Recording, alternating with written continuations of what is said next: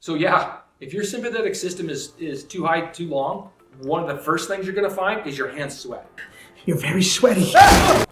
Your feet sweat. That's what you're gonna find. That's gonna be very early on, and I'm gonna say you're sympathetic dominant. And if you say, I've been that way my whole life, it's very possible you have been, right? Because what if when you're in the womb, your mother went through a traumatic experience? She almost lost you, she almost got in a car accident, she was fighting with your dad, they foreclosed on the house. There's lots of things that go on. Her mom died, like there's lots of things going on. And guess where that goes? It gets it passed down to the fetus. What if when you were a child, you made a bunch of messes for your mom and your mom said, gosh, all you ever do is make messes for mommy. Well, in your mind, you heard what? I'm a fuck up. Like that's all I do is I make messes. As opposed to your mom was actually being really kind and really loving and sweet, but she didn't understand that your brain until the age of 6 is gonna take everything you say at verbatim. It's not gonna process it. It's not gonna filter it out. It's gonna take exactly what you said, black and white. I'm a mess up because all I ever do is make messes, right? And so there's health consequences to that. If it keeps going on, you can end up with an autoimmune disease. Let's say you started with just that trauma and then you end up getting mold, right? And then now because you have mold, candida goes crazy.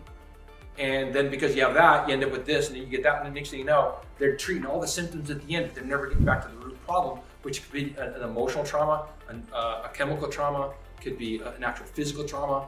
That's what you have to figure out. So I got guys that come in with PTSD because I'm a veteran myself, is that when I run programs with targeted frequency therapy, whether that be with my laser light, whether it be with my acoustic sounds, whether that be with electrical signals, whether it be with vibration, I can drop people down into a more parasympathetic mode. In other words, parasympathetic, when I say drop them into it, their parasympathetic rises and their sympathetic drops. And they're like, whoa, I feel great.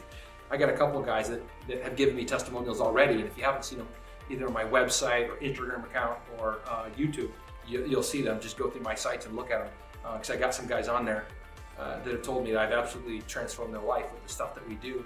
And it was because we helped them with their PTSD, because we helped balance their brain. And in balancing their brain, we increase the parasympathetic and drop the sympathetic to more manageable levels. And it should always go back and forth, right? It's always this fluctuation. You never all break or all gas. And it's not this gas and break and right back and forth. It's like a smooth dance, right? If you don't want to dance, this doesn't want to dance like me, right? Real herky-jerky, okay? It has to be real, like, fluid, and I'm not fluid. Popping and locking. And that's the way we should go throughout the day, where we increase our sympathetic and then we drop back down. Now, if there's an emergency, you want to just forget about the parasympathetic and go right to jack up the sympathetic, and you're there and your eyes are, dilated, you're ready to go, and you're not digesting your food, your muscles are ready to go, and you're going to combat whoever's there or whatever's there.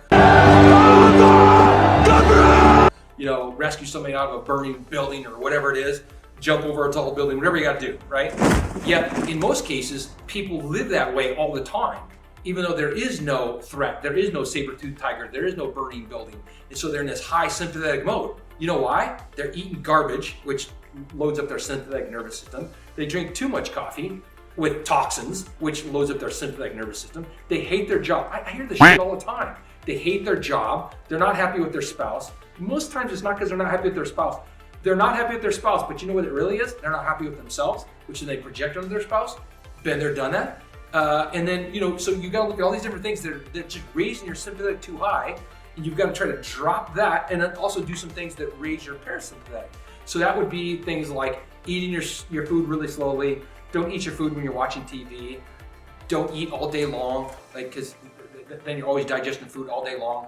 You want to eat your meals, like I only eat 2 times a day because I do intermittent fasting the rest of the time. And I eat in a short window, like anywhere from 6 to 8 hours, and the rest of the time I'm fasting or working on fasting.